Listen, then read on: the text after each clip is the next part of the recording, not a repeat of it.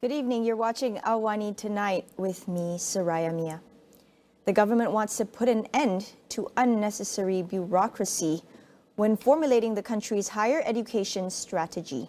In the past, many efforts have been hampered by bureaucracy, but Prime Minister Datuk Seri Anwar Ibrahim says a change is needed to raise the quality of education in the post-normal era. Sebab itu di Jumaat Menteri, saya agak tegas menekankan kalau kita buat keputusan transisi peralihan tenaga, maka ia harus dilakukan sekarang. Mesyuaratnya minggu depan, keputusannya dalam tempoh 2 bulan. Dia tidak boleh jangkaan biasa 6 bulan, 1 tahun. Kalau kita nak wujudkan fakulti Artificial Intelligence, dia tidak boleh umpamanya pergi daripada kajian unit, kemudian jabatan, kemudian fakulti, kemudian Board of Studies, kemudian Kementerian Pendidikan Tinggi 6 bulan, tahun depan mulakan. Kita akan ketinggalan 1 tahun. Dan seluruh pendekatan kita berubah.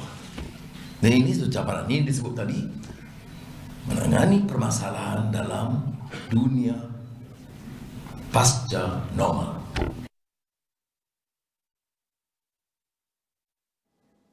Anwar Ibrahim also emphasized on the importance of not just mastering the national language, but also improving the quality of English proficiency among students. The Prime Minister said efforts into the latter must begin now.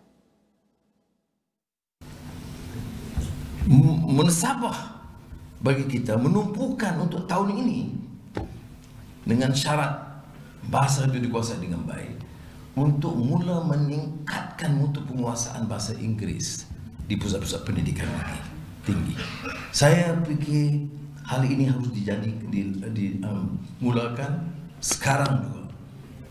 Dan pendekatan saya bila saya skor sekarang bila minggu depan, ya, yaitu dalam kuliah walaupun dalam bahasa, tetapi profesor harus menekankan, ya, buku-buku rujukan dan sebagainya supaya penguasaan kelancaran bahasa Inggeris itu ditingkatkan. Kita lihat umpamanya perkembangan ini berlaku.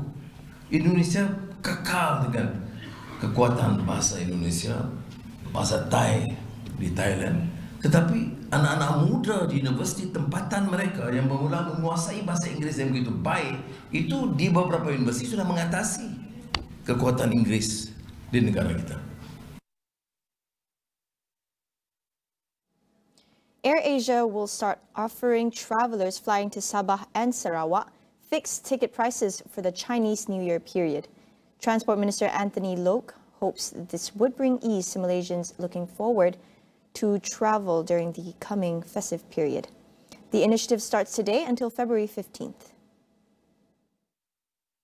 One-way flights from Kuala Lumpur and Kuching, Sibu, Bintulu or Miri, as well as between Johor Bahru and Kuching, Sibu or Miri will be RM298. While one-way flights between Kuala Lumpur and Kota Kinabalu, Sandakan or Tawau, also between Johor Bahru and Kota Kinabalu, will be at RM348. Last month, Loke announced that the government would set a maximum price of RM599 for flights between East and Peninsular Malaysia for all festive seasons across the year via subsidies. When asked whether the airlines can manipulate airfares to capitalize on subsidies, Loke assured that it is not possible as the flight pricing is being closely monitored by the Malaysian Aviation Commission.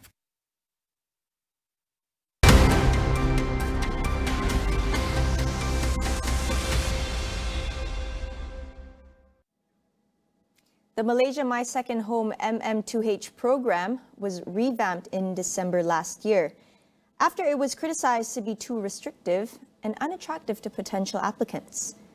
But just how effective will the revamped MM2H program be in luring foreigners seeking a second home in Malaysia? And what potential impact could this have on the broader economy, particularly the tourism sector?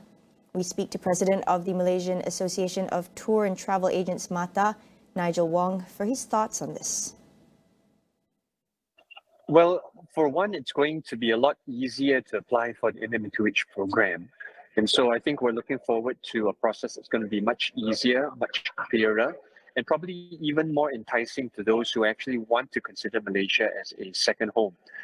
This is particularly because the ministry has, I think, defined 3 different levels or 3 different options for applicants to choose from.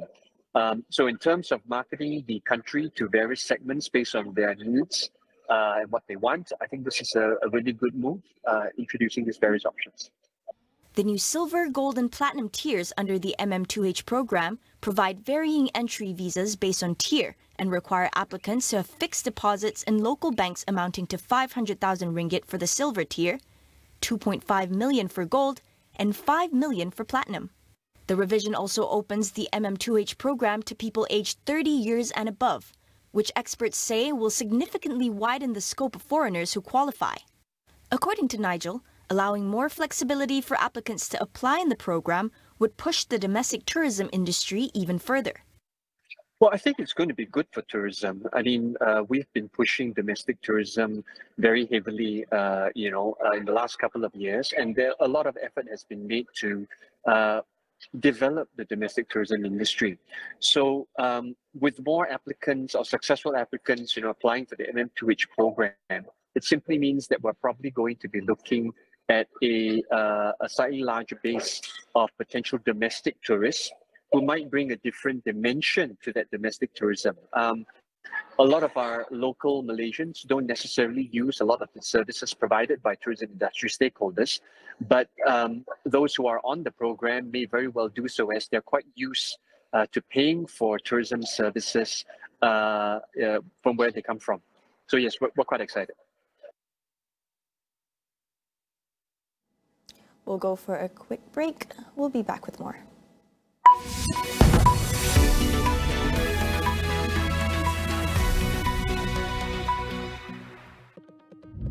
Asia tumpuan utama dunia. Dengan ekonomi yang semakin rancak, pembangunan lestari dan tenaga boleh diperbaharui, apakah pula impak kecerdasan buatan AI pada perkembangan teknologi dan masa depan pekerjaan? Kami mendalami setiap berita dan cerita. Saksikan diskusi, dialog dan laporan khas di Agenda AWANI Asia bersama koresponden khas kami setiap Sabtu 9 malam di semua platform Astro AWANI.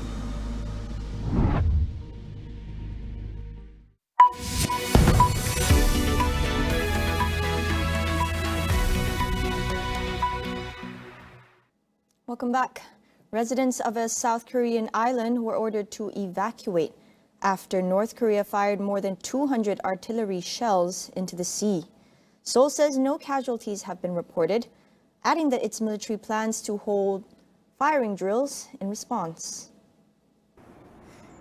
South Korea's defense ministry did not confirm whether the evacuation orders on Yeonpyeong Island were prompted by the North's artillery fire or its own drills in response. The island has been a recurring flashpoint over the years. In 2010, 4 South Korean civilians were killed by artillery fire from the north. Relations between the two Koreas has reached one of its lowest points in decades, with no high-level dialogue or cooperation projects taking place. The South has accused Pyongyang of escalating tensions following the cancellation of a 2018 agreement to reduce military activity near their shared border. On Monday, North Korean leader Kim Jong-un warned that the peninsula was moving closer to armed conflict, adding that peaceful reunification with the South was no longer possible. U.S. aviation safety officials will assist Japan in reading flight data recorders following the fatal collision between a Japan Airlines jet and a Coast Guard plane. Crews at Tokyo's Haneda Airport have also begun clearing the wreckage, with officials aiming to complete the process by January 7th for further inspection by the Tokyo Metropolitan Police Department. The airport is also expected to reopen as early as Monday. The plane's flight data recorder had been collected earlier this week, but the cockpit voice recorder remains unaccounted for.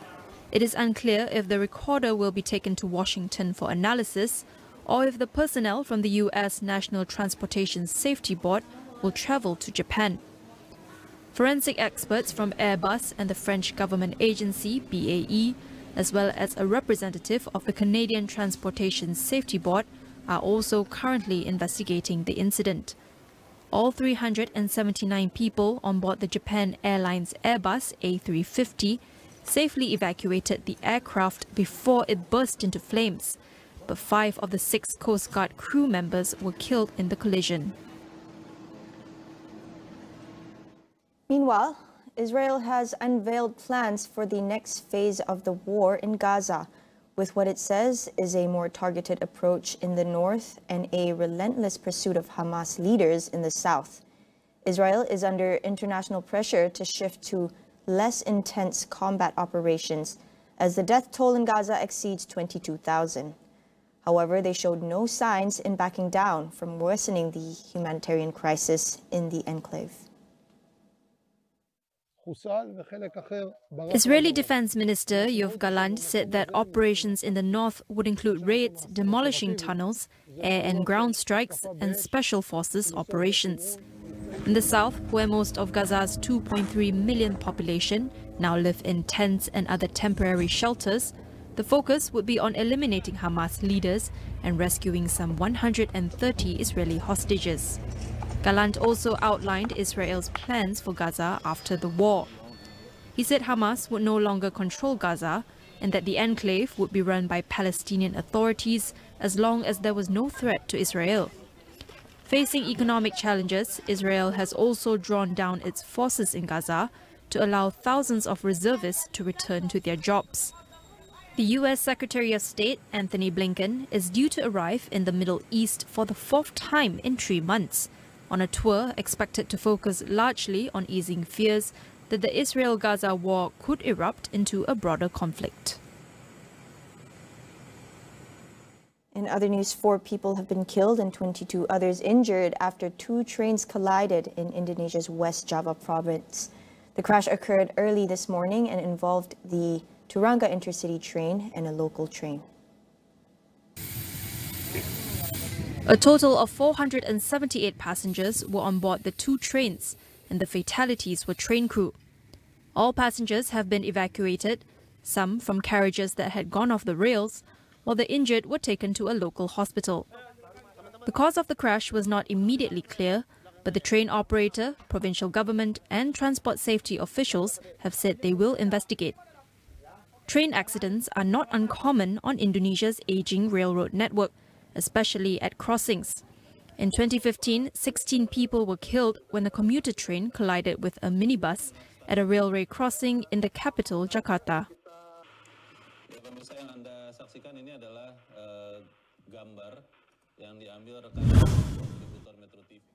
Paralympian Oscar Pistorius has been released on parole after serving 9 years in prison for murdering his girlfriend, Riva Steenkamp.